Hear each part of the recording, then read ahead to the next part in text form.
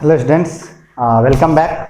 तो चलिए हम लोग कंटिन्यू करते हैं जो कि हम पढ़ रहे थे क्लास 9th केमिस्ट्री का पहला chapter matter in our surrounding. तो उन दोनों जो हमने प्रीवियस 2 लेक्चर्स कंप्लीट किए थे उसमें से पहले लेक्चर में हमने इंट्रोड्यूस किया था चैप्टर को और आपको बताया था मैटर क्या होता है, सारी बातें उससे रिलेटेड, और एक चार्ट बनवाया था जिसमें कि मैटर के क्लासिफिकेशन पे बात की गई थी फिजिकल और केमिकल प्रॉपर्टीज के बेसिस पर, जो कि आप देख चुके हैं। फिर सेकेंड लेक्चर में हमने कॉन्स्टिट्यूएंट पार्टिकल्स ऑफ मैटर पे बात की, उसके प्रॉपर्टीज के बारे में बात की। और आज जो है वो आज हम देखेंगे स्टेट्स ऑफ मैटर। मैटर के कौन कौन से स्टेट हैं। आप देखिए, जब हमने चार्ट बनाया था उसी समय मैंने आपको बताया था कि फिजिकल प्रॉपर्टीज के बेसिस पर मैटर के 5 स्टेट्स होते हैं या 5 टाइप्स होते हैं: solid, liquid, gas, plasma, Bose-Einstein condensate. तो इन्हीं पांचों को आज हमें स्टडी करना है और आज का लेक्चर को हम इसी पे सीमित रखेंगे। तो चलिए शुरू करते हैं। आई होप आप सभी आदमी घर में होंगे, स्वस्थ होंगे। तो चलिए हम लोग शुरू करते हैं। तो स्टेट्स ऑफ मैटर, स्टेट्स मतलब क्या? Physical states. फिजिकल स्टेट्स यानी कि किस स्टेट में है, कहने का मतलब है कि स्टेट्स पे देखें तो 5 स्टेट्स होते हैं मैटर के। मैटर के कितने स्टेट्स होते हैं? 5 स्टेट्स होते हैं। 5 स्टेट का अगर आप नाम लिखना चाहें तो लिख सकते हैं। पहला हो जाएगा आपका सॉलिड्स। सॉलिड्स आप जानते हैं सॉलिड्स क्या होता है, जिसका शेप साइज दोनों फिक्स होता है। सेकेंड है लिक्विड्स, जिसका साइज तो फिक्स होता है लेकिन शेप फिक्स नहीं होता है। थर्ड है गैसेज। फोर्थ है प्लाज्मा एंड फिफ्थ है बोस-आइंस्टीन कंडेंसेट।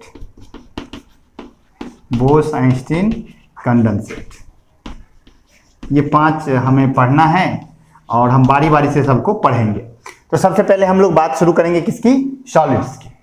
तो बारी बारी सबसे करेंगे सॉलिड्स से। आई होप आप लोगों ने नोट लिख लिया हो आज की क्लास में। आज का जो लेक्चर आप देखना शुरू कीजिए तो पहले नोट्स लिख लीजिए, क्योंकि आज नोट्स इंपॉर्टेंट है। बार बार मैं नोट्स से ही पॉइंट करवाऊंगा, जो भी पॉइंट्स हैं वो। हम लोग चलिए स्टार्ट करते हैं बारी बारी से। सॉलिड्स।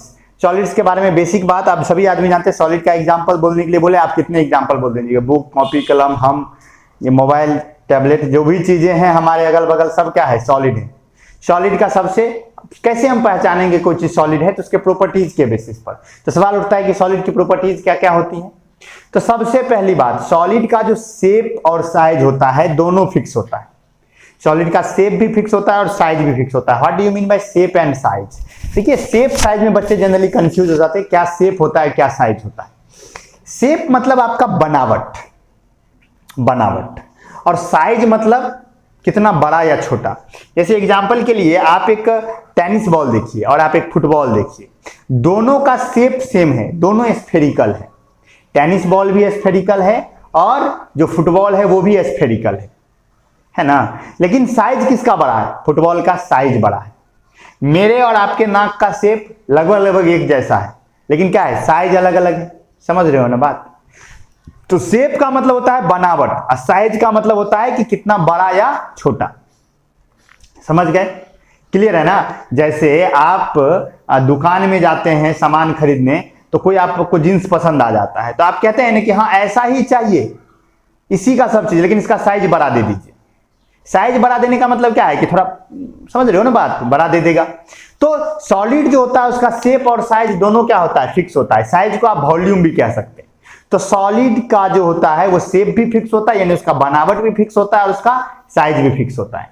जैसे मान लीजिए कि ये है, ये एक सॉलिड है, एक आप जानते हैं ये सॉलिड है, इसका शेप भी फिक्स है और इसका साइज भी फिक्स है। कभी भी रहेगा, कुछ दिन के बाद भी देखेंगे तो इसका शेप साइज यही रहेगा। तो शेप साइज, जिसका शेप और साइज दोनों फिक्स हो, वो क्या कहलाता है? सॉलिड। तो सबसे पहला पॉइंट सॉलिड में कि solids they have fixed shape and size, पहला पॉइंट।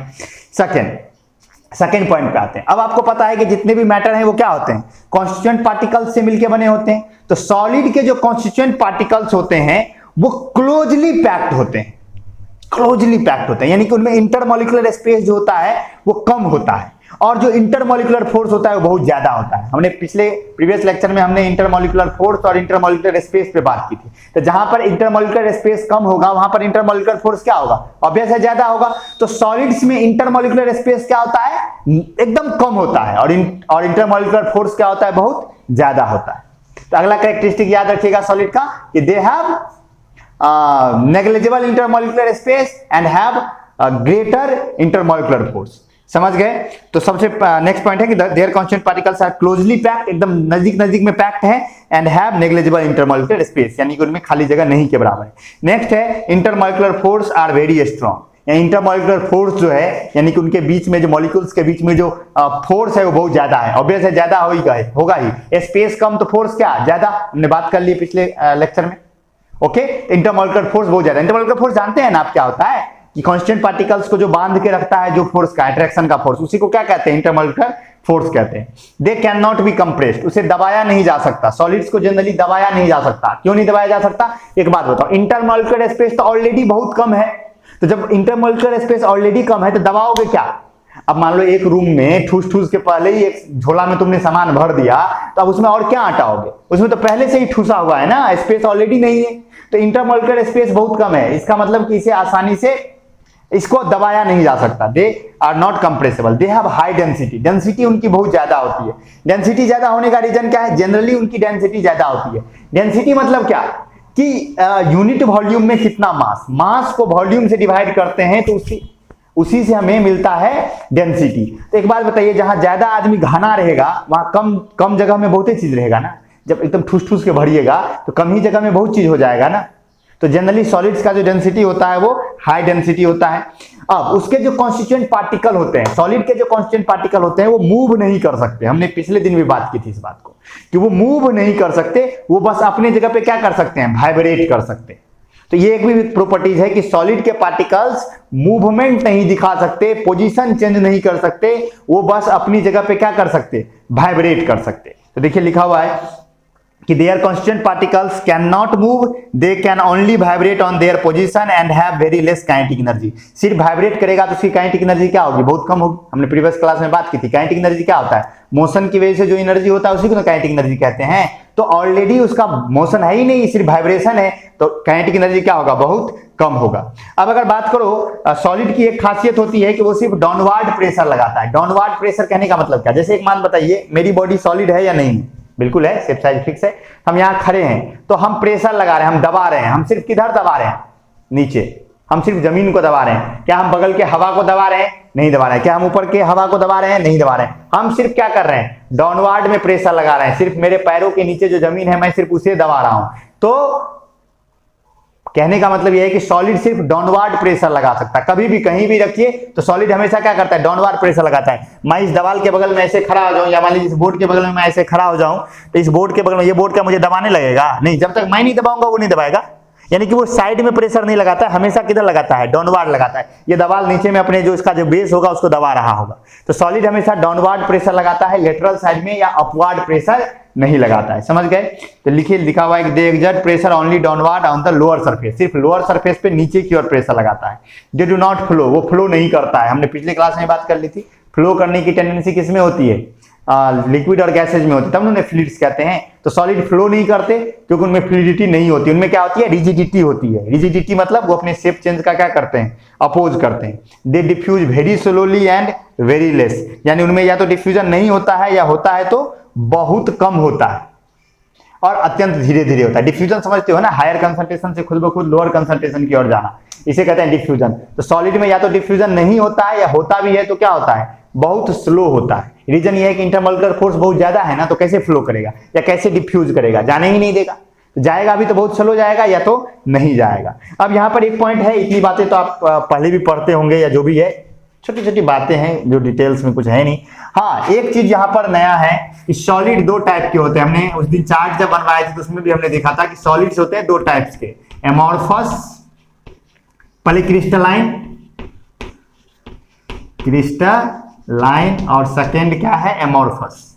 ये दो तरह के सॉलिड होते हैं बाबू, crystalline solid and amorphous solid.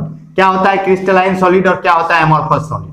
देखिए, क्रिस्टलाइन सॉलिड वैसा सॉलिड होता है उनमें जिनमें जो उसके पार्टिकल्स होते हैं, जो कॉन्स्टिट्यूएंट पार्टिकल्स होते हैं, वो एक रेगुलर मैनर में सजे हुए होते हैं।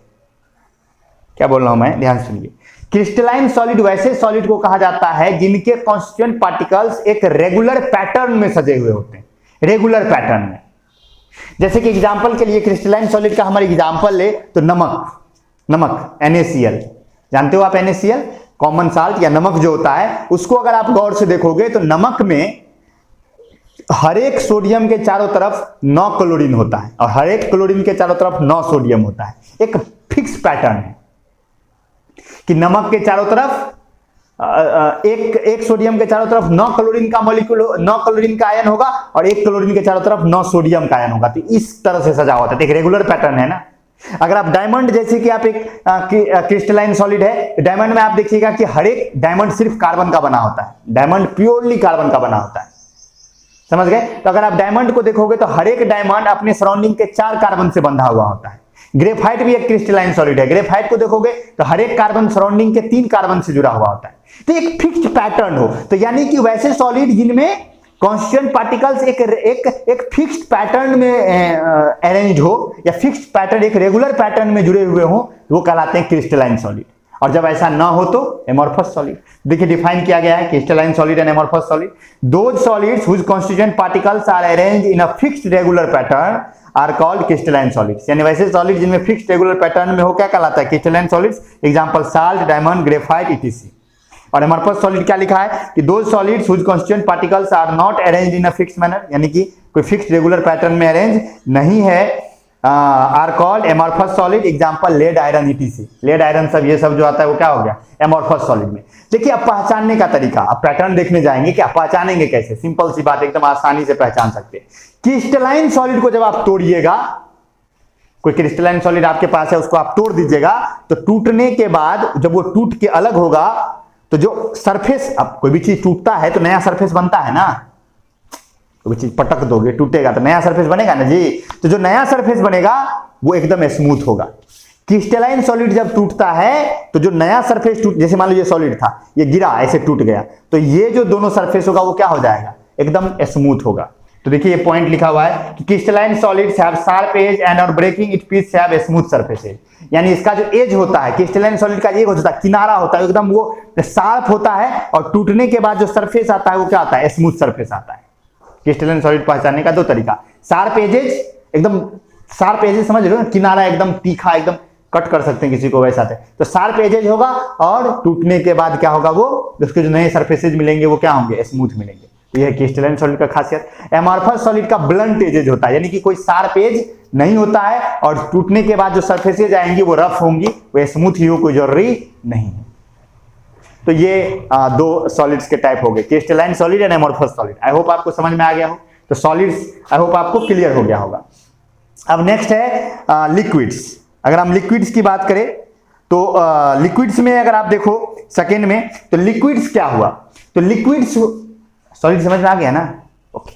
तो अब है लिक्विड्स की बात करें, तो लिक्विड्स में लिक्विड का डिफिनीशन होगा कि वैसा स्टेट ऑफ मैटर जिसका शेप फिक्स नहीं होता है, साइज फिक्स होता है। शेप फिक्स नहीं होता है, साइज फिक्स होता है। क्या मतलब है इसका, इसका कोई फिक्स शेप नहीं है, लेकिन इसका जो साइज है यानी कि जो वॉल्यूम है वो फिक्स है। क्या मतलब है इसका, आप समझिए। आप गए, मान लीजिए कि आप गए बाजार और आपने एक स्प्राइट का बोतल खरीदा। स्प्राइट जानते हैं आप, हाँ पीते जो कोल्ड ड्रिंक। आपने एक स्प्राइट खरीदा या एक कोल्ड ड्रिंक का, कोई भी जो कोल्ड ड्रिंक आपको पसंद है आप घर लेकर आए। मान लीजिए कि वो 2 लीटर वाला बोतल था वो, ठीक। तो अभी जो आप लेके आए 2 लीटर कोल्ड ड्रिंक अपने घर में, वो किस शेप में है, वो उस बोतल के शेप का है जिस बोतल में वो कोल्ड ड्रिंक है, अभी है। आप घर ले आए, आपने उसे क्या किया, खोला और ग्लास में डालना शुरू किया, ठीक है, ग्लास में डालना शुरू किया। अब मान लीजिए कि आपके घर में 10 लोग आए हुए हैं, आपके घर में 3 गिलास है, तो मान लीजिए कि आपने क्या किया, प्लास्टिक वाला गिलास लाया या किसी को बाटी में दे दिया, समझ रहे हो ना बात। तो मान लो सब बर्तन मिला करके आप 10 तरह का 10 जगह आप ढाल रहे हैं, मतलब उसको डाल रहे हैं सब में। तो वो 2 लीटर स्प्राइट जो भी बोतल के शेप में है, जब आप उसे ग्लास में डालिएगा तो उसका शेप ग्लास जैसा हो जाएगा, बाटी में डालिएगा तो बाटी जैसा होगा, वो डिस्पोजल वाला ग्लास में डालिएगा तो डिस्पोजल वाला ग्लास की तरह हो जाएगा। यानी ग्लास का जैसा शेप होगा, क्या उसी शेप का हो जाएगा, बिल्कुल हो जाएगा। लेकिन वो 2 लीटर स्प्राइट क्या 1.5 लीटर हो जाएगा, क्या वो 2.5 लीटर हो जाएगा, नहीं। शेप अलग अलग भले ही हो जाए लेकिन साइज नहीं बदलेगा, वॉल्यूम उतना ही रहेगा। 2 लीटर स्प्राइट ही रहेगा, आप कितना भी बोतल में डाल दो। आप उसको गटक गए, पी गए, पीने के बाद वो आपके मुंह में गया, मुंह में से जाके वो नली से होते हुए आपके पेट में गया, अब उसका शेप कैसा हो गया, आपके पेट के शेप का हो गया। समझ रहे हो बात? यानी लिक्विड का जो होता है वो कोई फिक्स शेप नहीं होता है, वो जिस कंटेनर में रखा जाता है उसी शेप का हो जाता है। और जो जिस कंटेनर में रखा जाता है उसी शेप का हो जाता है, लेकिन इसका जो वॉल्यूम है वो फिक्स होता है, इसका साइज क्या होता है, फिक्स होता है। आई होप आपको समझ में आया हो डेफिनेशन। तो they have fix size but do not have fix shape, they acquire the shape of container in which they are kept, यानी उसी कंटेनर का शेप ये पकड़ लेते हैं जिसमें उसे रखा जाता है। Their constant particles are loosely packed than solids and have more intermolecular space, यानी कि अगर सॉलिड्स की तुलना में देखें तो इनके कांस्टेंट पार्टिकल्स उतने टाइटली पैक्ड नहीं होते जितने सॉलिड के होते हैं, और इंटरमॉलिक्यूलर स्पेस थोड़ा सा ज्यादा होता है। सॉलिड्स की तुलना में इसमें इंटरमॉलिक्यूलर स्पेस क्या होता है, ज्यादा होता है। और अगर इंटरमॉलिक्यूलर स्पेस थोड़ा सा ज्यादा होगा तो इंटरमॉलिक्यूलर फोर्स थोड़ा सा क्या हो जाएगा, कमजोर हो जाएगा। तो इंटरमॉलिक्यूलर स्पेस इसमें सॉलिड की तुलना में ज्यादा होता है थोड़ा, और इंटरमॉलिक्यूलर फोर्स क्या होता है, कम होता है। समझ गए? तो नेक्स्ट है कि intermolecular force are less strong than solid, they can be slightly compressed. इसे अगर दबाएंगे आप तो बहुत थोड़ा सा निग्लिजिबल, इतना कम दबेगा कि पता ही नहीं चलेगा। आप यही मान लीजिए कि नहीं दबेगा, तो लिक्विड्स को जब आप दबाइएगा तो नहीं के बराबर दबेगा, थोड़ा बहुत दब सकता है लेकिन नहीं दबेगा, मतलब आप यही समझिए कि नहीं दबेगा, इतना कम दबेगा कि आपको पता ही नहीं चलेगा। कितने बुक्स में तो डायरेक्ट लिखा जाता है कि नॉट कंप्रेस्ड, लेकिन स्लाइटली कंप्रेसेबल होता है। लिक्विड्स को थोड़ा बहुत दबाया जा सकता है, इंटरमॉलिक्यूलर स्पेस थोड़ा सा ज्यादा है ना। ठीक है, नेक्स्ट है कि they have less density than solid, इसका जनरली डेंसिटी जो होता है वो सॉलिड से कम होता है। अब आप हमेशा ऐसा हो कोई जरूरी नहीं है। अब मरकरी का डेंसिटी इतना ज्यादा है कि उसमें आयरन तैर जाएगा, समझ गए ना। तो ऐसा नहीं है, लेकिन जनरली लिक्विड्स की जो डेंसिटी होती है वो क्या होती है, सॉलिड से कम होती है। उसकी ज्यादा भी हो सकती है जनरली, लेकिन हो सकती है, लेकिन जनरली जो लिक्विड्स की डेंसिटी होती है वो क्या होती है, सॉलिड की तुलना में कम होती है। ठीक है, नेक्स्ट है कि देयर कांस्टेंट पार्टिकल्स में move freely inside the volume and have greater kinetic energy. इसके जो कांस्टेंट पार्टिकल्स होते हैं, लिक्विड के जो कांस्टेंट पार्टिकल्स होते हैं वो फ्रीली मूव कर सकते हैं अपने वॉल्यूम में। वॉल्यूम में करने का मतलब क्या है ये समझिए। मान लीजिए कि ये ग्लास है आपके पास, इस ग्लास में आपने पानी रखा है यहां तक, इस ग्लास में आपने यहां तक पानी रखा है, तो ये हो गया पानी का वॉल्यूम यहां तक, ये हो गया इसका अपर सरफेस, और ये अंदर का वॉल्यूम हो गया। तो पानी के जो मॉलिक्यूल्स होंगे इस ग्लास में कहीं भी मूव कर सकते हैं, इस वॉल्यूम में, इससे बाहर नहीं जा पाएंगे, लेकिन इसके अंदर में कहीं भी क्या कर पाएंगे, मूव कर पाएंगे। समझ में आया? तो जो कांस्टेंट पार्टिकल्स होते हैं, लिक्विड के जो कांस्टेंट पार्टिकल होते हैं वो अपने वॉल्यूम में कहीं भी फ्रीली मूव कर सकते हैं, लेकिन अपर सरफेस को छोड़ के बाहर नहीं जा सकते। अपर सरफेस को छोड़ के जो ही बाहर जाएंगे तो वो गैस बन जाएंगे। तभी आप यही समझिए कि लिक्विड के कांस्टेंट पार्टिकल्स अपने पूरे वॉल्यूम में कहीं भी इधर उधर भटक सकते हैं, लेकिन अपर सरफेस को साथ छोड़कर नहीं जा सकते। समझ में आया? तो अपने वॉल्यूम में कहीं भी घूम सकते हैं। ठीक है, उसके बाद नेक्स्ट है कि they fill the lower part of container completely. ये बात सॉलिड में भी हम कर सकते थे, कई जगह पे बुक्स में किया जाता है कि सॉलिड कंटेनर को पूरी तरह से नहीं भरता है। एक बात बताओ, एक व्यायाम है, उसमें तुमने क्या किया, पत्थर डाल के भर दिया, क्या पत्थर व्यायाम को पूरी तरह से भर देगा? आंसर है नहीं भर पाएगा। पत्थर भरने के बाद भी खाली जगह रहेगा, उसमें पानी घुसा सकते हैं, बालू घुसा सकते हैं, बहुत कुछ घुसा सकते हैं, लेकिन पानी को डाल दो, पानी कंटेनर को भर देगा। कुछ भी और डालोगे ना, पानी छलक जाएगा बाहर, यानी कि पानी भर देता है, सॉलिड नहीं भर पाता है। तो सॉलिड्स कंटेनर को कंप्लीटली फिल नहीं कर सकता। आप चाहे तो ये पॉइंट भी सॉलिड में मेंशन कर सकते हैं, solids can not fill the container completely. लेकिन हम अब लिक्विड्स की बात करें तो liquids can fill the container completely but only the lower part. जब किसी गिलास में आप पानी डालते हो तो पानी पहले नीचे में भरता है कि ऊपर में भरना शुरू कर देता है? नीचे में भरता है ना। तो किसी भी कंटेनर में जब आप लिक्विड डालते हैं तो वो किसको फिल करता है? लोअर पार्ट को पहले फिल करता है। तो वही लिखा हुआ है कि they fill the lower part of container completely, यानी कंटेनर के लोअर पार्ट को क्या कर देता है? पूरी तरह से भर देता है, लेकिन अपर पार्ट खाली रह सकता है। जैसे कोल्ड ड्रिंक की आप खरीदने जाते हैं तो बोतल में क्या होता है, थोड़ा दूर खाली रहता है ना। तो ये कंटेनर को कंप्लीटली फिल, कंटेनर के सिर्फ लोअर पार्ट को कंप्लीटली फिल करता है। और अगर इसकी बात करें, इसका प्रेशर ये किधर लगाएगा? तो लिक्विड में जो प्रेशर है वो सब तरफ है, अपने वॉल्यूम में वो चारों तरफ प्रेशर लगाता है। अगर लिक्विड में प्रेशर की बात करें तो वो लोअर भी लगाता है, लेटरल साइड में भी लगाता है, और अगर उसमें आप कुछ डुबाइएगा तो वो अपर भी लगाता है। आप देखे होंगे कभी कभी कि आप नहाते वक्त ऐसे अगर लोटा ले लीजिए और इसे बाल्टी में ऐसे डाल के, पानी ऊपर से मत घुसने दीजिए, डाल के ऐसे छोड़ दीजिए, लोटा ऊपर फेंक देगा। या बोतल ले लीजिए, बोतल में पानी निकाल दीजिए, बोतल को बंद कर दीजिए और ऐसे बाल्टी में ऐसे डुबा दीजिए, छोड़ दीजिएगा ना, वो बोतल खुदक के बाहर चला आएगा। पानी में से बाहर आ जाएगा। क्यों बाहर आ जाएगा? क्योंकि पानी ने ऊपर की ओर प्रेशर लगा के बोतल को बाहर निकाल दिया। आया समझ में? तो वाटर जो है वो लोअर लगाता ही है प्रेशर, लेटरल भी लगाता है, और अगर आप उसमें कुछ इमर्स करने की कोशिश कीजिएगा तो अपर भी लगाता है। हाँ, लेकिन अपर सरफेस है उससे अपर नहीं लगा पाएगा, उसमें कुछ दबाइएगा तभी अपर लगा पाएगा। आई होप समझ में आ गया होगा आपको प्रेशर लगाने का सिस्टम। नेक्स्ट अगर बात करें, दे फ्लो इजिली, आसानी से ये फ्लो करता है, पता है फ्लूइड है तो ये आसानी से फ्लो करता है। They diffuse easily and rate of diffusion is much faster than solids, यानी कि ये डिफ्यूज आसानी से करता है, यानी एक जगह से दूसरी जगह आसानी से चला जाता है, खुद ब खुद हायर कंसंट्रेशन से लोअर कंसंट्रेशन की तरफ चला जाता है। लेकिन और इनका डिफ्यूजन का जो रेट होता है वो किसकी तुलना में ज्यादा होता है? सॉलिड की तुलना में ज्यादा होता है। अच्छा, एक बात और हम लोग कर रहे थे कि इसके जो मॉलिक्यूल्स होते हैं, लिक्विड के जो मॉलिक्यूल्स होते हैं उसके कंटेनर में किधर भी घूम सकते हैं, तो यानी उसकी काइनेटिक एनर्जी क्या होगी? ज्यादा होगी।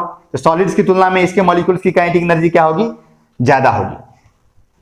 एक पॉइंट और मिस किया हम लोग, सॉलिड में अगर बात करोगे तो सॉलिड में सारे सरफेस ओपन हो सकते हैं, सॉलिड के सारे सरफेस ओपन हो सकते हैं।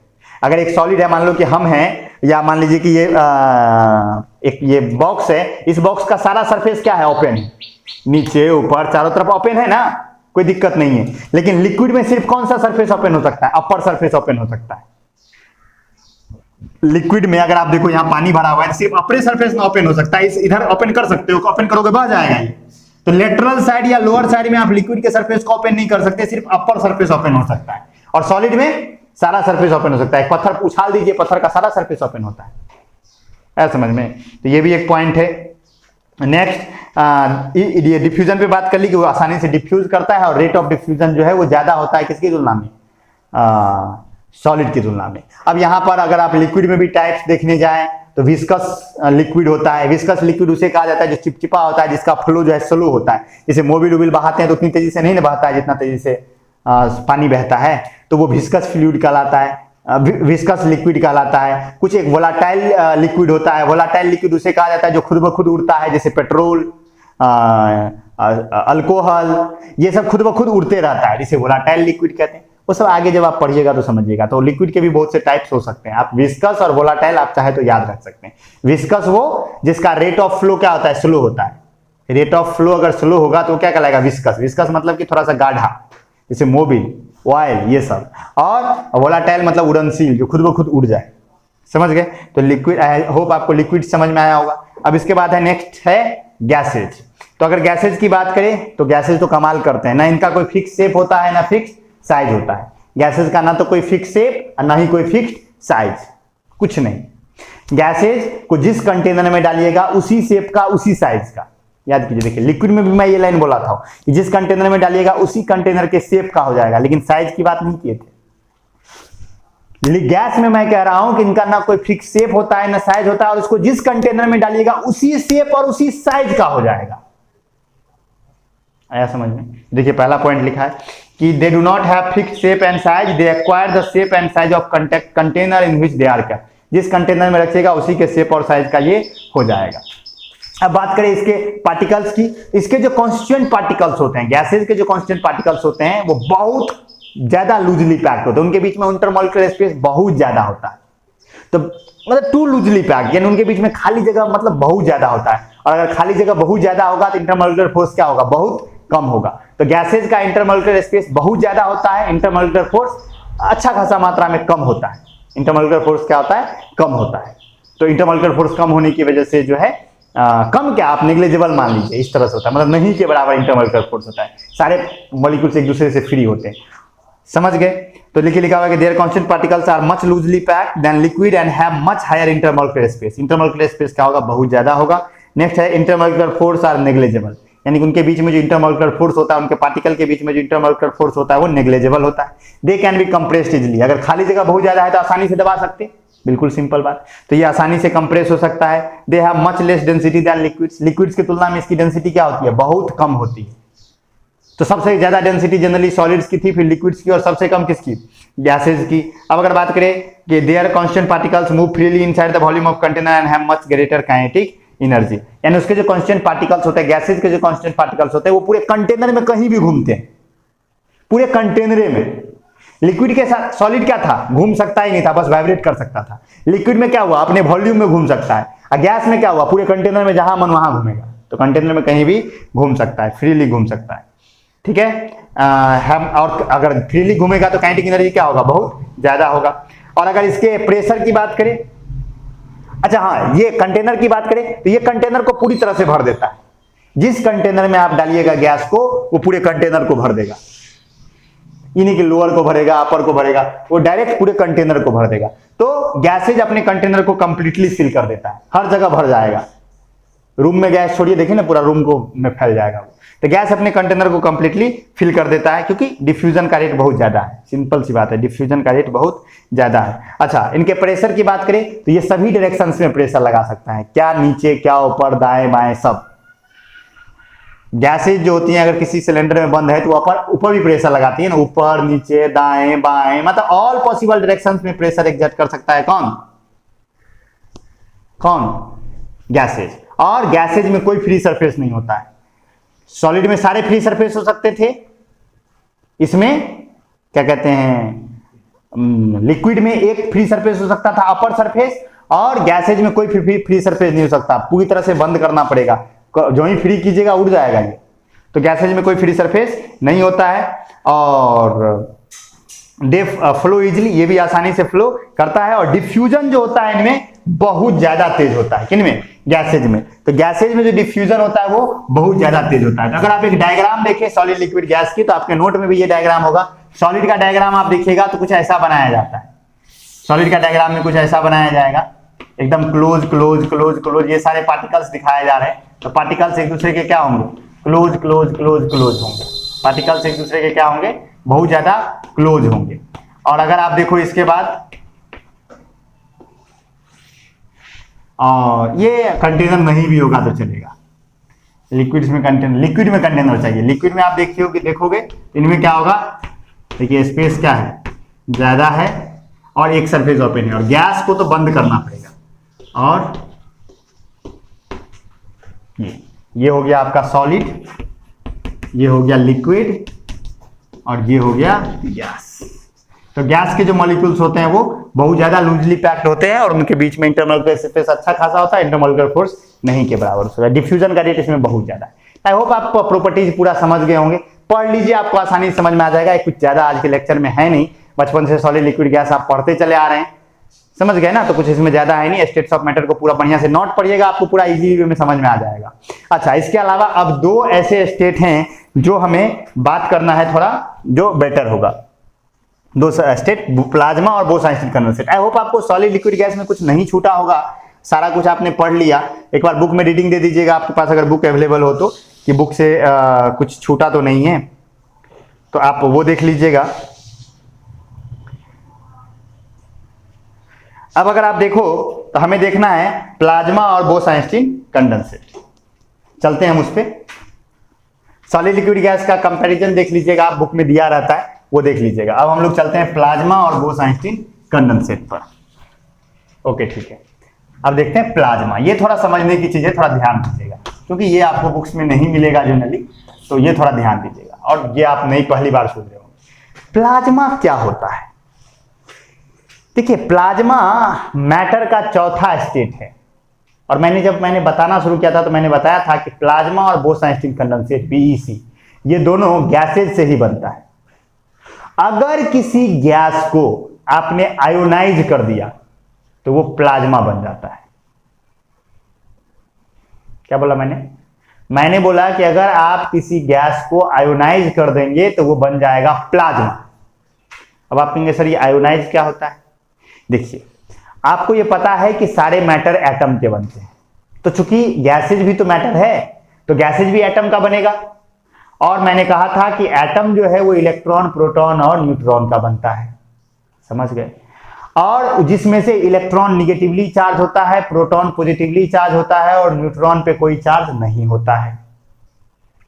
तो अगर, और जनरली एक एटम के अंदर में जितना इलेक्ट्रॉन होता है उतना ही प्रोटॉन होता है, यानी कि टोटल पॉजिटिव टोटल निगेटिव बराबर बराबर होता है, नेट चार्ज 0 होता है। लेकिन अगर ऐसा हो जाए कि ये बराबर ना रह जाए, अगर इलेक्ट्रॉन और प्रोटॉन बराबर ना रह जाए, तो एटम चार्ज हो जाएगा ना, समझ रहे हो ना। अगर इलेक्ट्रॉन ज्यादा हो गया तो निगेटिव चार्ज, और प्रोटॉन ज्यादा हो गया तो पॉजिटिव चार्ज। क्लास 8 में इलेक्ट्रिक चार्जेस पढ़ाया था मैंने, याद होगा। तो अगर आपने पॉजिटिव चार्ज, अगर आपने इलेक्ट्रॉन बढ़ा दिया तो निगेटिव चार्ज, अगर आपने प्रोटॉन बढ़ा दिया तो पॉजिटिव चार्ज। तो पॉजिटिव निगेटिव दोनों चार्ज हो सकता है। तो ये जो चार्ज हो जाता है तो हम कहते हैं, एटम जब चार्ज होता है तो उसे हम आयन कहते हैं। तो अगर किसी गैस का एटम आयनाइज हो गया, यानी कि उसका इलेक्ट्रॉन और प्रोटॉन बराबर नहीं रह गया, और एक ही केस होगा, जब इलेक्ट्रॉन बाहर आ जाएगा तो आयोनाइज हो जाएगा। प्रोटॉन का नंबर चेंज नहीं होता, ये याद रखिएगा आप, इस बात को याद रखिए। एटॉमिक स्ट्रक्चर पढ़ते पढ़ते आप समझ जाइएगा। होता क्या है ना, प्रोटॉन एटम के न्यूक्लियस के अंदर रहता है, तो इसलिए उसका नंबर जल्दी चेंज नहीं होता है। चेंज होता किसका नंबर है? चेंज होता है नंबर इलेक्ट्रॉन का, चेंज होता है नंबर इलेक्ट्रॉन का।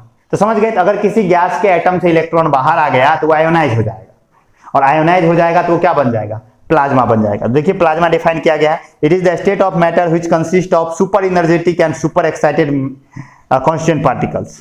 यानी कि इसके जो कांस्टेंट पार्टिकल्स होते हैं, प्लाज्मा के जो कांस्टेंट पार्टिकल्स होते हैं वो सुपर एनर्जेटिक होते हैं, यानी उनकी एनर्जी बहुत ज्यादा होती है। हमने बात की ना, सॉलिड की एनर्जी कम, उससे ज्यादा लिक्विड की, सबसे ज्यादा गैस की। अगर प्लाज्मा आ जाए ना तो प्लाज्मा सबसे अधिक एनर्जेटिक होता है। तो प्लाज्मा के जो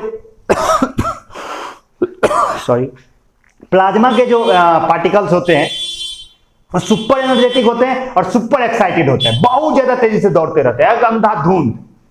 तो प्लाज्मा वैसे मैटर का वैसा चौथा स्टेट है जिसके कांस्टेंट पार्टिकल्स सुपर एनर्जेटिक और सुपर एक्साइटेड है। और ये कब बनता है? जब गैस आयोनाइज होता है।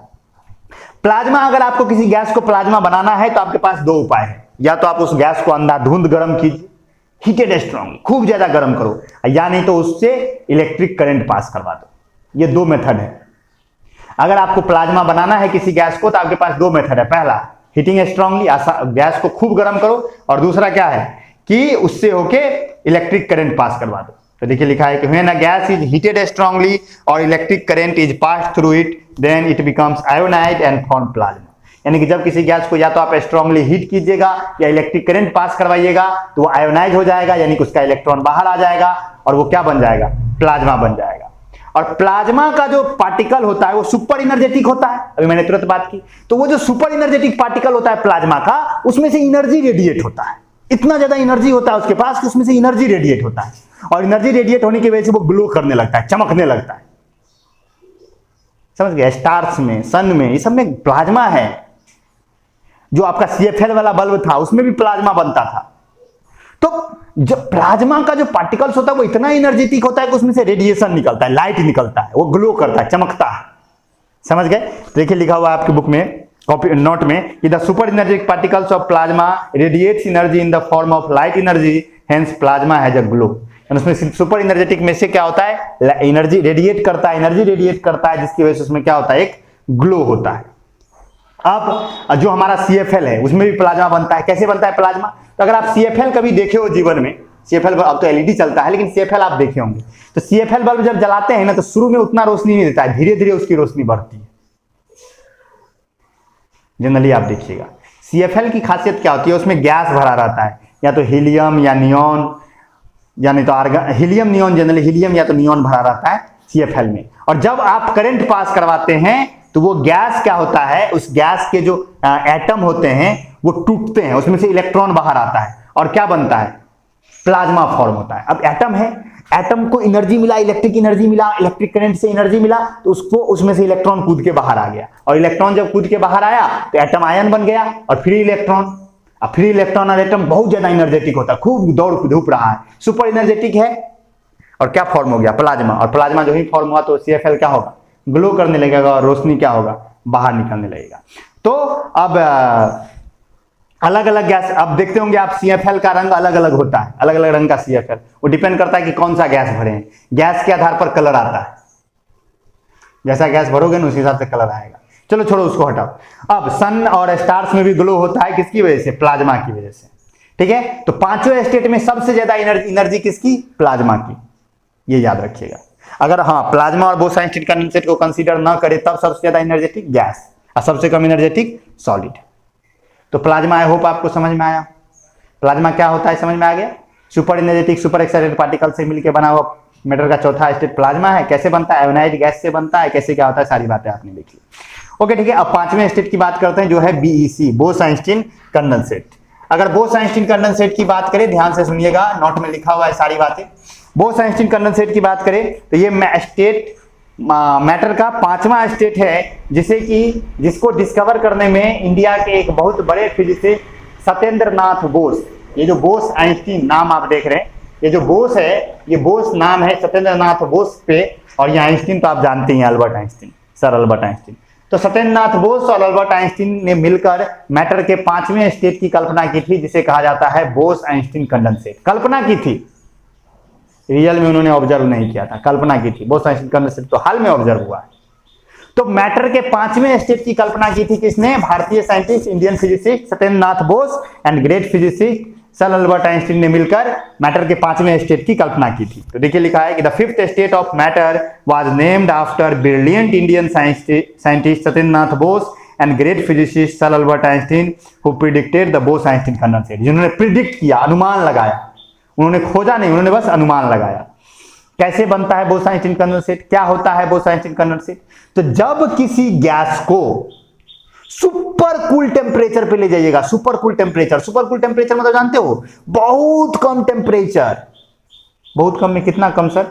-250, 260, 270, समझ रहे हो, इतना डिग्री सेल्सियस माइनस में ले जाओगे, बहुत ज्यादा ठंडा करोगे तब आपको, और बहुत लो प्रेशर पे रखोगे तो very low temperature and low pressure पे आपको मैटर का पांचवा स्टेट मिलता है, जिसे कहा जाता है बोस-आइंस्टीन कंडेंसेट। देखिए लिखा है कि when a gas is cooled at super cool temperature then we get the fifth state of matter called Bose Einstein condensate. और नाम कैसे रखा गया वो तो समझ ही गए, सत्येंद्र नाथ बोस और अल्बर्ट आइंस्टीन के नाम पे रखा गया, जिन्होंने प्रिडिक्ट किया था और इन्हें सबसे पहली बार क्रिएट किया बोस-आइंस्टीन कंडेंसेट को 2001 ईस्वी में किया गया। 3 अमेरिकन साइंटिस्ट थे, कॉर्नेल, कैटरेल एंड वीमेन, कॉर्नेल, कैटरेल और वीमेन, इन्होंने मिलकर सबसे पहले बोस-आइंस्टीन कंडेंसेट को लेबोरेटरी में बनाया, जिसमें उन्होंने बहुत लो डेंसिटी के गैस को सुपर कूल टेम्परेचर पे लेके गए, तो उन्होंने बीईसी बनाया लेबोरेटरी में।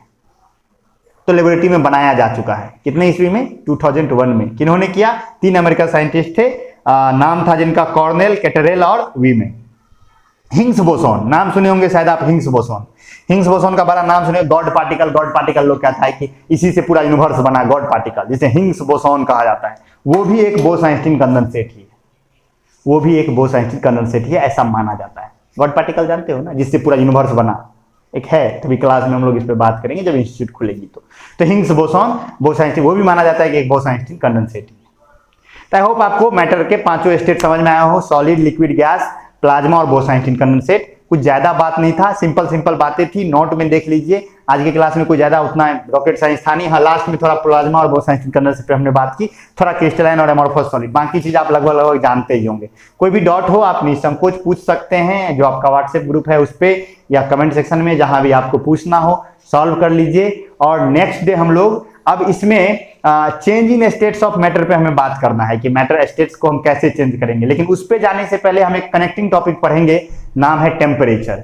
पहले हम एक लेक्चर हम लोग टेम्परेचर पे देखेंगे और फिर उसके बाद हम लोग change in states of matter पे बात करेंगे। तो टेम्परेचर से रिलेटेड एक क्लास एक्स्ट्रा होगा। इस चैप्टर में 2-3 कनेक्टिंग टॉपिक्स होंगे जो कि आपके सिलेबस का पार्ट नहीं है, लेकिन हमें पढ़ना है, तो ठीक है, वो पढ़ लेंगे हम लोग। तो आई होप आपको समझ में आया हो आज का लेक्चर। तो फिर मिलते हैं कल, see you soon, bye bye, take care.